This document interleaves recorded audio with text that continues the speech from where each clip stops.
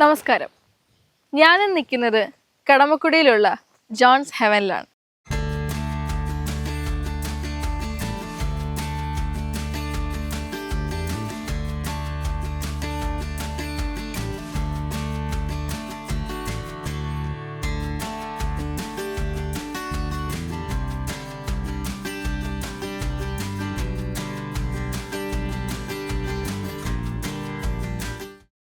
ഇന്ന് എൻ്റെ ഒപ്പം ഉള്ളത് ഞണ്ട് കൃഷി ചെയ്യുന്ന ജോൺ ചേട്ടനാണ്. ചേട്ടാ നമസ്കാരം. നമസ്കാരം.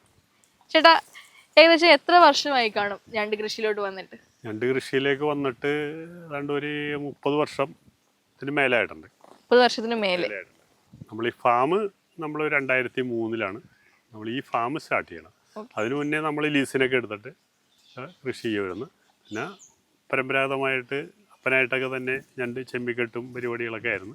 പിന്നെ ഞണ്ട് സെപ്പറേറ്റ് ഇങ്ങനെ വളർത്താനും അതിനുവേണ്ടിയൊക്കെ കൂടുതൽ അതിന് റേറ്റൊക്കെ കൂടി കഴിഞ്ഞപ്പോഴത്തേക്കുമാണ് ഞണ്ട് കൂടുതൽ ഫാമുകളിലൊക്കെ ഇട്ട് വളർത്താൻ തുടങ്ങി. മറ്റേതെന്ന് പറഞ്ഞു കഴിഞ്ഞാൽ സാധാരണ കായലിൽ നിന്ന് കയറി വരുന്ന ഞണ്ടുകൾ ഫാമിൽ കയറും, അത് വളർന്നു കഴിയുമ്പോഴത്തേക്ക് എടുക്കും. പിന്നെ നമ്മൾ വിപണിയിൽ വിദേശ വിപണി സിംഗപ്പൂരൊക്കെ ഇതിൻ്റെ റേറ്റ് വർദ്ധിച്ച് നല്ല റേറ്റ് കിട്ടാൻ തുടങ്ങിയ സമയത്തൊക്കെ ഇതിൻ്റെ കുഞ്ഞിനെ കളക്ട് ചെയ്തിട്ട് നമ്മൾ ഫാമിലി ഇടും.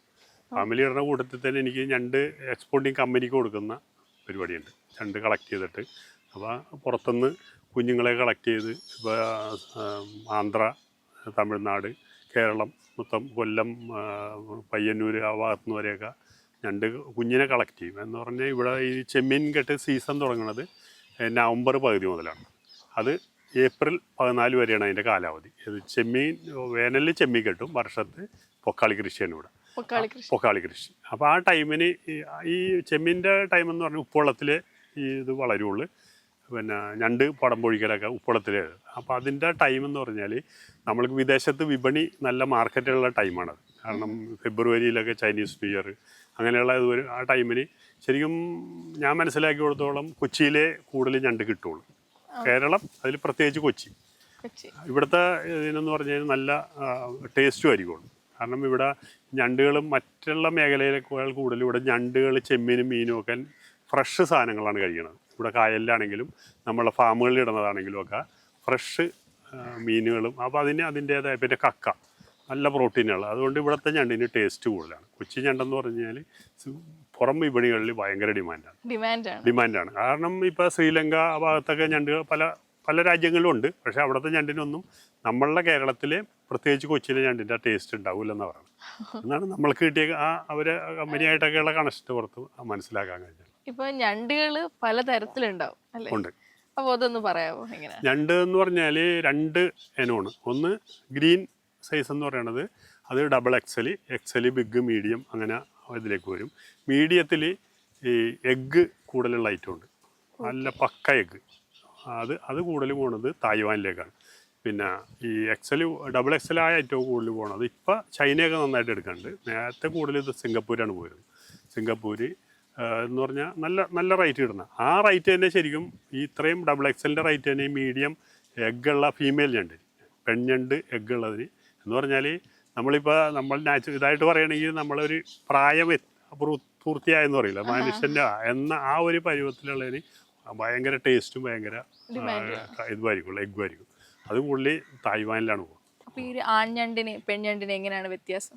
അത് ആൺഞണ്ടിൻ്റെ നമ്മുടെ ഈ വയറിൻ്റെ ഭാഗം ആൺഞണ്ടിൻ്റെ വീതി കുറവായിരിക്കുള്ളൂ, പെൺഞണ്ടിൻ്റെ വീതി കൂടുതലായിരിക്കും വയറ് ഭാഗത്ത്. അതിലാണ് ഈ എഗ്ഗ് വരണത്. അതാണ് പിന്നെ ഇതിന് വിരിയാനായിട്ട് അത് പിന്നെ അതിലാണ് ഇതിൻ്റെ കുഞ്ഞ് ഉൽപ്പാദനമൊക്കെ വരുന്നത്. അതുകൊണ്ടാണ് പെൺഞണ്ടിന് കുറച്ചുകൂടെ സ്വാദ്. അതെ, ടേസ്റ്റ് കൂടുതൽ. അതിന് ഇതിൻ്റെ എഗ്ഗിൻ്റെ ടേസ്റ്റ് കിട്ടും. പിന്നെ അതിന് കൂടുതൽ കളികളുണ്ടാവും അതിൻ്റെ ഉള്ളിലേ. നമ്മളിപ്പോൾ മീനും മറ്റുള്ള ഇതിന് നെയ്യെന്ന് പറയൂലേ, എന്ന പോലെ തന്നെ ഇതിന് കളിയെന്ന് പറയണത്. അതിൻ്റെ ഉള്ളിൽ ആ ഒരു ഇതിന് നല്ല ടേസ്റ്റ് ആയിരിക്കും. അതുപോലെ ഈ വലിപ്പങ്ങൾ ഉണ്ടാവുമല്ലോ, XL. നമ്മൾ തുണിക്കാണ് കൂടുതൽ അങ്ങനെയൊക്കെ കേട്ടിട്ടുള്ളത്. ഞണ്ടുകൾക്കും അങ്ങനെ തുണിക്കേട്ടെന്ന് പറഞ്ഞാൽ size വലുതാവുമ്പോഴാണല്ലോ XL, XXL, 4XL, 5XL എന്ന് പറയുന്നത്. എന്ന് പറഞ്ഞാൽ നമ്മളിവിടെ XL എന്ന് പറഞ്ഞാൽ 1 കിലോ മേല് വരണതിന് XL എന്ന് പറയും. അതിൻ്റെ താഴെ 750 ഗ്രാമിന് മേലെ വരുന്ന XL എന്ന് പറയും. 500 മേലെ വരണതിന് ബിഗ് എന്ന് പറയും. അതിൻ്റെ താഴെ 350 മേലെ വരണതിന് മീഡിയം എന്ന് പറയും. അപ്പോൾ അങ്ങനെ ഈ മഡിൻ്റെ ഐറ്റം അങ്ങനെ 4 സെക്ഷനായിട്ടാണ് കയറി പോണത്. അതിന് ഓരോന്നിനും റേറ്റ് വ്യത്യാസമുണ്ട്. ഡബിൾ എക്സലാണ് ഏറ്റവും ടോപ്പ് റേറ്റ്. അതുപോലെ ഇപ്പോൾ ഏറ്റവും കൂടുതൽ ഡിമാൻഡ് ആയിട്ടുള്ള ഒരു ക്രാബ് ഏതായിരിക്കും? ഡിമാൻഡ് ക്രാബ് ഇത് തന്നെയാണ്, ഗ്രീനാണ്. ഗ്രീൻ എന്ന് പറഞ്ഞാൽ മഡ് എന്ന് പറയും. അത് തന്നെ മഡെന്ന് പറഞ്ഞാൽ ടൈറ്റ് ഇതാണ് ഉദ്ദേശിക്കുന്നത്. അതിനകത്ത് റെഡ് ഐറ്റം ഉണ്ട്. റെഡ് ഐറ്റം എന്ന് പറയുമ്പോഴത്തേക്കും അതിനൊരു മിനിമം റേറ്റാണ്. അതിനകത്ത് വലിപ്പത്തിനും ചെറുപ്പത്തിനുമുള്ള റേറ്റ് ഇല്ല. അത് തന്നെ റെഡ് ഫീമെയിൽ നല്ല ഡിമാൻഡാണ്. അതിനാണ് പൈസ എപ്പോഴും ഫീമെയിലിനായിരിക്കും റേറ്റ് കൂടുതൽ. അതുപോലെ കളർ ഏതൊക്കെ ടൈപ്പ് ഉണ്ടാവും? കളറ് ഒന്ന് റെഡും പിന്നെ മറ്റേതൊരു ലൈറ്റ് ഗ്രീൻ ആയിട്ടും ഉള്ള ഒരു കളറാണ് മഡ് എന്ന് പറയുന്നത്. അതുപോലെ ഇപ്പോൾ ഈ നമ്മൾ ഈ ഞണ്ടുകൾക്കൊക്കെ ആഹാരം എന്തായിരിക്കും? ആഹാരം എന്ന് പറഞ്ഞാൽ നല്ല മീൻ. അതിൽ നല്ല മീൻ എന്ന് പറയുമ്പോഴത്തേക്കും വില കുറഞ്ഞ നല്ല മീൻ. ഇപ്പം നമുക്കിവിടെ വിപണിയിൽ കിട്ടുന്നത് ചാള, പിന്നെ നന്ദൻ, ഇതൊക്കെ നല്ല ഒന്നും വേസ്റ്റ് വരില്ല ഈ 2 ദിവസം. കാരണം ഇത് ഫുള്ളായിട്ട് ഇത് കഴിക്കും. അതേസമയം വേറെയല്ല കൂടുതൽ തലക്ക് ഓട് കൂടുതലുള്ള ഇപ്പോൾ കൂരി അങ്ങനെയുള്ള ഐറ്റമൊക്കെ ആണെങ്കിൽ ഇതിനകത്ത് വേസ്റ്റ് വരും. അപ്പോൾ അത് നമ്മളെ ഫാമിന് ബാധിക്കും. ഇത് ഫുള്ള് കഴിക്കില്ല. ഈ ഓട് ആയിട്ട് വരുന്ന ഭാഗമൊക്കെ അത് ഉപേക്ഷിക്കും. കാരണം വേറെ ഉണ്ടാവുമല്ലോ. അപ്പോൾ അവന് ഇത് അപ്പോൾ അത് വേസ്റ്റ് വരും. പിന്നെ ഈ നന്ദൻ അങ്ങനെയുള്ള വില കുറഞ്ഞ മീൻ, മീൻ എന്തായാലും പ്രശ്നമില്ല. നമ്മൾ കൊടുക്കണത് പരമാവധി ഫ്രഷേ കൊടുക്കുകയുള്ളൂ. നമ്മൾക്ക് ഉപ്പിലൊക്കെ ഇട്ടാൽ കൊടുക്കുമായിരുന്നു. അതെന്ന് പറഞ്ഞാൽ ഫാം മോശമാകാൻ സാധ്യതയാണ്. കാരണം അതിൻ്റെ വേസ്റ്റ് എപ്പോഴും ബാലൻസ് വരും. അതിൽ കക്ക ഏറ്റവും ബെസ്റ്റാണ്. കാരണം അതിന് ഏറ്റവും കൂടുതൽ പ്രോട്ടീനുകളാണ്. പക്ഷേ നമ്മൾക്ക് ഇവിടെ ഫാമുകാർക്ക് കൊടുക്കാൻ പറ്റാത്തൊരവസ്ഥ എന്ന് പറഞ്ഞാൽ അതിന് റേറ്റ് കൂടുതലായിരിക്കും.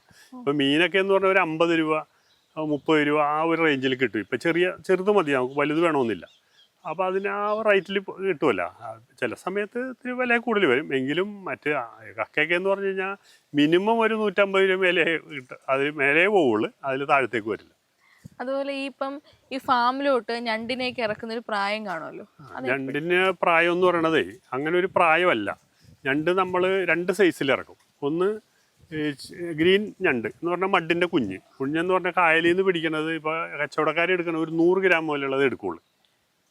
അപ്പോൾ അവർ പിടിക്കണവരാണെങ്കിലും ചെറുത് വന്നു കഴിഞ്ഞാൽ അവർ കായലിലേക്ക് തന്നെ കളയും.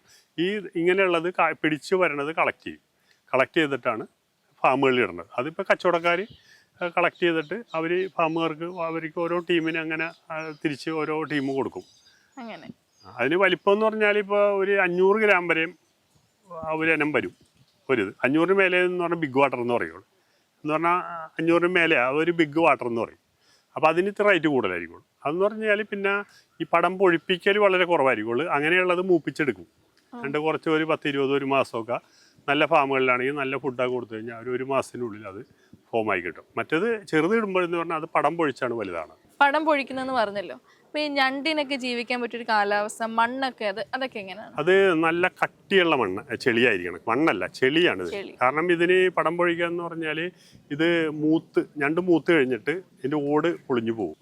അപ്പോൾ ആ ഒരു ടൈം വരുമ്പോഴത്തേക്കും ഇതിങ്ങനെ നല്ല ചെളിയിലാണെങ്കിൽ അവന് കുഴി തിരഞ്ഞിട്ട് അതിനകത്തിരിക്കും. പടം വിടണ അവർക്ക് ഇങ്ങനെ നീന്തി പോകാൻ പറ്റാത്തൊരവസ്ഥ വരുമ്പോഴത്തേക്ക് അവന്നിട്ട് അതിനകത്തിരുന്നിട്ട് ഈ ഉള്ളിലെ മറ്റേത് പുറമോട് പൊട്ടി പുറത്തു പോയിട്ട് മറ്റേത് ഒരുവിധം അവന് എഴുന്നേറ്റ് നടക്കാവുന്ന ഒരു പ്രായം ആകുമ്പോഴത്തേക്ക് അതിൽ നിന്ന് പുറത്തു വരുള്ളൂ.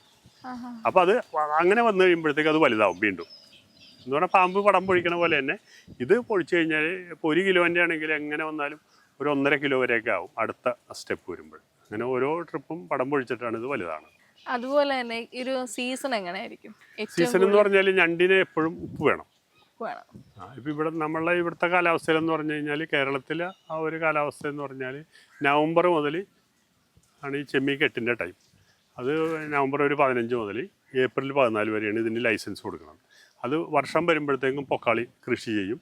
വേനലിൽ ചെമ്മിക്കെട്ടിലാണ് ഇങ്ങനെ ടൈഗർ പ്രോൺസിൻ്റെ കുഞ്ഞുങ്ങൾ, ഞണ്ട്, അങ്ങനെ പല ഇതൊക്കെ ഇട്ടാണ് വളർത്തുന്നത്. ജോൺസ് ഹെവനിൽ വന്നു കഴിഞ്ഞാൽ ഞണ്ട് കൃഷി മാത്രമല്ല, ഒരുപാട് കാഴ്ചകളാണ് നമ്മളെ കാത്തിരിക്കുന്നത്, അല്ലേ ജോൺ ചേട്ടാ? കടമക്കുടി ടൂറിസം മേഖലയായിട്ട് പ്രഖ്യാപിച്ച് നമുക്ക് ഒത്തിരി വിദേശ ടൂറിസ്റ്റുകൾ വരാറുണ്ട് ഇവിടെ. നമ്മളെ ഫാമിലെ ഞണ്ട്, മീൻ കാണാനായിട്ട്. പിന്നെ വരുന്നവർക്ക് കരിക്ക് നമ്മൾ കൊടുക്കും.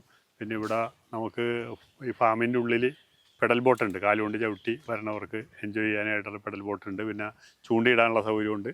പിന്നെ അതുകൂടാതെ നമ്മളിവിടെ ഭക്ഷണം കഴിക്കാനായിട്ട് മുളക് കൊണ്ടൊക്കെ ഡിസൈൻ ചെയ്ത് പിന്നെ ഓലമേഞ്ഞൊരു ഹട്ടുണ്ട്. അതിൻ്റെ ഇപ്പുറത്തൊരു വേറൊരു ഹട്ടിപ്പോൾ റെഡി ആയിക്കൊണ്ടിരിക്കുകയാണ്. നമുക്കൊരു 4 AC റൂമുണ്ട്. വാട്ടർ ഫ്രണ്ട് സിറ്റ് ഔട്ടോടുകൂടി 4 AC റൂമുണ്ട്. ഇവിടെ എൻഡിലെന്ന് പറഞ്ഞു കഴിഞ്ഞാൽ സൺസെറ്റൊക്കെ കാണാനായിട്ട് നല്ലൊരു വ്യൂ ഉള്ളൊരു ഇതാണ് നമ്മളെ ഈ പടിഞ്ഞാറേ ഭാഗം എന്ന് പറഞ്ഞാൽ പെരിയാറിൻ്റെ കൈവഴി വന്ന് വേമ്പനാട് കായലിൽ തീരണ ഭാഗമാണിത്. നല്ലൊരു വ്യൂ ആണ്. പലർക്കും വരുന്നവർ നല്ല അഭിപ്രായങ്ങളാണ് പറഞ്ഞു ഇവിടുന്ന് പോകുന്നത്. പിന്നെ നമ്മളിവിടെ വന്ന് പല ടീമിൻ്റെ ഫാക്ടറികളിൽ നിന്നൊക്കെ റിട്ടയർമെൻറ്റ് പരിപാടികൾ, ബർത്ത്ഡേ അങ്ങനെയുള്ള പരിപാടികളൊക്കെ ഇവിടെ വന്ന് നടത്താറുണ്ട്. നമുക്കൊരു 1500 സ്ക്വയർ ഫീറ്റ് ഈ റൂമിൻ്റെ ഫ്രണ്ടിൽ 1500 സ്ക്വയർ ഫീറ്റ് റൂഫുണ്ട്. അവിടെ ഫംഗ്ഷനൊക്കെ നടത്താനുള്ള സൗകര്യങ്ങളുണ്ട്. പിന്നെ ഞങ്ങളിവിടെ നാച്ചുറലായിട്ട് എന്ന് പറഞ്ഞാൽ സീ ഫുഡ് ഫ്രഷായിട്ട് ഐസ് ഇല്ലാതെയുള്ള രീതിയിൽ ഞങ്ങൾ ഫ്രഷ് മീൻ പിടക്കണ മീൻ പിടിച്ചിട്ട് ആണ് നമ്മളിവിടെ എല്ലാം റെഡിയാക്കി കൊടുക്കണം. പിന്നെ യാതൊരുവിധ കെമിക്കലൊന്നുമില്ലാതെ നാച്ചുറലായിട്ട് നമ്മളിവിടെ നമ്മളാട്ടുന്ന വെളിച്ചെണ്ണ അതിലെല്ലാം പൊടികളെല്ലാം നമ്മൾ വാങ്ങിച്ച് പൊടിച്ചൊക്കെ നന്നായിട്ട് നല്ല ഫുഡ് റെഡിയാക്കി കൊടുക്കും. മെയിനായിട്ട് ഞണ്ട് റോസ്റ്റ് ചെയ്യും, ഞണ്ട് മീറ്റ് എടുത്ത് ഫ്രൈ ചെയ്യും, കരിമീൻ, ഫിഷ് മോളി, ഇലയിൽ പൊള്ളിച്ചത്, വറുത്തത്, അങ്ങനെ എല്ലാ ഐറ്റവും, പ്രോൺസ്, ടൈഗർ പ്രോൺസ്, എല്ലാ ഐറ്റവും നമ്മളിവിടെ നന്നായിട്ട് അത് ഓർഡർ മാത്രമേ ചെയ്യുള്ളൂ. കാരണം നമ്മൾ ഫ്രഷാണ് ചെയ്യണത്. നമ്മൾ വാങ്ങിച്ച് സ്റ്റോക്ക് വെച്ചിട്ട് അല്ലെങ്കിൽ ഒരാൾ വന്നു കഴിയുമ്പോഴത്തേക്കും വേണമെന്ന് പറഞ്ഞാൽ അങ്ങനെ എങ്ങനെയെങ്കിലും അങ്ങോട്ട് കൊടുക്കുന്നതല്ല. നമ്മൾ എന്നും നല്ല ഫ്രഷായിട്ടുള്ള സാധനം ഫ്രഷ് വാങ്ങിച്ചിട്ട് അല്ലെങ്കിൽ നമ്മൾ പിടിച്ചിട്ട് നമ്മൾ റെഡിയാക്കി കൊടുക്കണം. ചേട്ടാ, ഏകദേശം 25 വർഷത്തോളം ആയിട്ടുണ്ട് ഈ ഞണ്ട് കൃഷി മേഖലയിൽ. അപ്പം ഒരു പുതിയ തലമുറയ്ക്ക് ചേട്ടൻ്റെ അനുഭവങ്ങളിലൂടെ എന്താണ് പങ്കുവയ്ക്കാനുള്ളത്? ഞണ്ട് കൃഷി എന്ന് പറഞ്ഞു കഴിഞ്ഞാൽ നല്ല ലാഭം ഉള്ള ഒരു കൃഷിയാണ്. കാരണം പിന്നെ മുടക്കുമുതൽ അധികം വരണില്ല. അത് നന്നായിട്ടത് പരിപാലിച്ചെടുക്കാൻ പറ്റിയ ഫാമുകളാണെങ്കിൽ, കാരണം ഇതിന് ഫാമിൻ്റെയാണ് പ്രത്യേകത. കാരണം എന്ന് പറഞ്ഞാൽ നല്ല കട്ടിയുള്ള ഉറച്ച ചെളിയായിരിക്കണം. അങ്ങനെയുള്ളതിലൊക്കെ പെട്ടെന്ന് വളർച്ച കിട്ടും. അതുകൊണ്ടെന്ന് പറഞ്ഞു കഴിഞ്ഞാൽ പെട്ടെന്ന് നമ്മൾക്ക് അനുഭവം കിട്ടും. കാരണം നന്നായിട്ട് ബുദ്ധിമുട്ടുണ്ട്. കാരണം എന്തെങ്കിലും ചെയ്തിട്ടുണ്ട് പോയി പൈസ ഉണ്ടാക്കാനൊന്നും പറ്റില്ല. ശരിക്കും പറഞ്ഞാൽ അതിൻ്റെ പുറകെ തന്നെ നിൽക്കണം. അതിന് വേറെ കൂടുതൽ ഇതല്ല, സമയത്ത് ഭക്ഷണം കൊടുക്കണം. വേലിയേറ്റം പിന്നെ കായലിൽ നിന്ന് വേലിയേറ്റം വെള്ളം കൂടുതൽ കയറി വരുന്ന ടൈമിനൊക്കെ നമ്മളത് കൺട്രോൾ ചെയ്ത്, പിന്നെ അല്ലെങ്കിൽ ഇത് ഫാം നിറഞ്ഞു കഴിഞ്ഞ് കഴിഞ്ഞാൽ ഇതിൻ്റെ വണ്ടിയിൽ നിന്ന് കയറിപ്പോയി സാധനം വെള്ളം കവിഞ്ഞു കഴിഞ്ഞാൽ. പക്ഷെ അതൊക്കെ പരിപാലിച്ച് ചെയ്യാൻ പറ്റിയതാണെങ്കിൽ ഇതിനാകുമ്പോൾ ഒരുപാട് ചിലവില്ല. നമ്മൾ ഫാമിൽ ഇട്ട് വളർത്തണം, അതിന് വേണ്ട ഭക്ഷണങ്ങൾ കൊടുക്കുക, അത് നോക്കണം എന്നുള്ളതും. അതേസമയം മറ്റു രീതിയിൽ ചെല്ലുമ്പോഴത്തേക്കും ഒത്തിരി ചിലവുകളുണ്ട്. എൻ്റെ അനുഭവത്തിൽ നല്ലൊരു ഇതാണ്, എനിക്ക് നല്ലൊരു ബെനിഫിറ്റ് കിട്ടിയ ഇതാണ് ഞങ്ങൾക്ക്. പിന്നെ ഇപ്പോൾ ഈ മേഖലയിൽ ഇപ്പോൾ മീൻ കൃഷിയൊക്കെ കൂട്ടുകൃഷി ആകാൻ കാരണം നമ്മൾ ഈ ഫ്ലഡിന് ശേഷം ഞങ്ങളുടെ മണ്ണുകളെല്ലാം കുറേ മാലിന്യമായിട്ടുണ്ട്. അതിൻ്റേതായ കുറച്ച് ബുദ്ധിമുട്ടുകളുണ്ട്. എന്നൊരു നമ്മൾക്കിപ്പോൾ നല്ലൊരു ബിസിനസ് ചെയ്യാവുന്നതാണ്, ബുദ്ധിമുട്ടണം. അല്ലാതെ ആരെങ്കിലും ഏൽപ്പിച്ചിട്ട് എന്തെങ്കിലും ചെയ്യാവുന്ന കേസൊന്നുമല്ല. നമ്മളൊക്കെ 24 മണിക്കൂറും ഇതിൻ്റെ പുറകെ എന്നുള്ളത് ഫുൾ ടൈം അല്ല, എന്തെങ്കിലും നമ്മളെ നോട്ടം എപ്പോഴും വേണം. അപ്പോൾ അങ്ങനെയുള്ളവർക്ക് ചെയ്യാൻ താല്പര്യമുള്ളവർക്ക് നമ്മൾ ഇവിടെ വന്നു കഴിഞ്ഞാൽ ഞാൻ പരമ്പരാഗതമായ രീതിയിൽ ചെയ്യുന്ന ഫാമിംഗ് കൃഷിയെക്കുറിച്ച് ആർക്കെങ്കിലും താല്പര്യമുണ്ടെങ്കിൽ ഈ ഒരു പ്രസ്ഥാനം മുന്നോട്ട് പോകണതിൽ എനിക്ക് വലിയ താല്പര്യമുണ്ട്. കാരണം ആരെങ്കിലും രക്ഷപ്പെടാനുള്ളതുണ്ട്, അങ്ങനെ ചെയ്യാൻ താല്പര്യമുള്ളവർ. അല്ലാതെ ചുമ്മാ എന്തെങ്കിലും വെറുതെ കഥ പറയാനോ അത് കേൾക്കാനൊന്നും അതിനൊന്നും നിൽക്കില്ല. അതിപ്പോൾ ആര് വിളിച്ചാലും എനിക്കറിയാം. ഒരാൾ വിളിക്കുമ്പോഴത്തേക്കും അയാളുടെ താല്പര്യം എന്താണെന്നൊക്കെ എനിക്കറിയാൻ പറ്റും. അപ്പോൾ ഞാൻ അങ്ങനെയുള്ളവർക്ക് സപ്പോർട്ട് ചെയ്യും. അതിനകത്ത് നമ്മൾ 2 കൂട്ടരുടെയും ടൈം കറക്റ്റ് ചെയ്തിട്ട് വന്നു കഴിഞ്ഞാൽ എന്നെക്കൊണ്ട് അറിയാം, എൻ്റെ ഇത്രയും കാലത്തെ പരിചയത്തിൽ പറഞ്ഞു കൊടുക്കാവുന്ന കാര്യങ്ങളും എല്ലാം പറഞ്ഞു കൊടുക്കാൻ തയ്യാറാണ്. ഞാൻ അതിനകത്ത് ബെനിഫിറ്റ് ഒന്നും ഉദ്ദേശിക്കുന്നില്ല. ഒരു അടുത്ത തലമുറക്ക് ഇത് തുടർന്ന് പോകണമല്ല. കാരണം നമ്മളുടെ നാടിന് എൻ്റെ സ്വത്താണിത്. കാരണം ചിലവില്ല. ശരിക്കും പറഞ്ഞാൽ നമ്മൾക്ക് ഇങ്ങനെയുള്ള ചില സർക്കാരിൻ്റെ എന്നുള്ള ഇതല്ലാതെ അങ്ങനെ കിട്ടുന്നുണ്ട്. പക്ഷേ നമ്മൾക്കിത് വിപണി എന്ന് പറഞ്ഞാൽ നമ്മുടെ രാജ്യത്തിലേക്ക് വരുന്ന പൈസയല്ലേ. നമ്മളിവിടുന്ന് ഇത് കയറ്റി വിട്ട് കഴിഞ്ഞാൽ ആർക്കും ഒരു ചിലവില്ല. ഇവൻ ചെയ്യണവന് നല്ല പൈസ കിട്ടും. ഇത് കയറി കഴിഞ്ഞാൽ ഈ പൈസ നമ്മളുടെ രാജ്യത്തേക്കാണ് വരുന്നത്. അപ്പോൾ അതുകൊണ്ട് ആ ഒരു ഇതും കൂടി കാഴ്ചപ്പാടിലാണ്. പിന്നെ അടുത്ത തലമുറക്ക് ഒരു തൊഴിൽ സാധ്യതയും നന്നായിട്ട് അധ്വാനിക്കാൻ പറ്റിയവരാണെങ്കിൽ നല്ലൊരു തൊഴിൽ സാധ്യത ചെയ്യാവുന്ന ഇതാണ്. അതിന് ഞാൻ എൻ്റെ ഭാഗത്തുനിന്ന് സപ്പോർട്ട് ഉണ്ടാവും. ആരെങ്കിലും വന്നു കഴിഞ്ഞാൽ അതിനെക്കുറിച്ച് പറഞ്ഞു കൊടുക്കാനാണ് എൻ്റെ അനുഭവങ്ങൾ പങ്കുവെക്കാൻ ഞാൻ തയ്യാറാണ്. അപ്പോൾ ഒരുപാട് സന്തോഷം. Thank you. ഓക്കെ.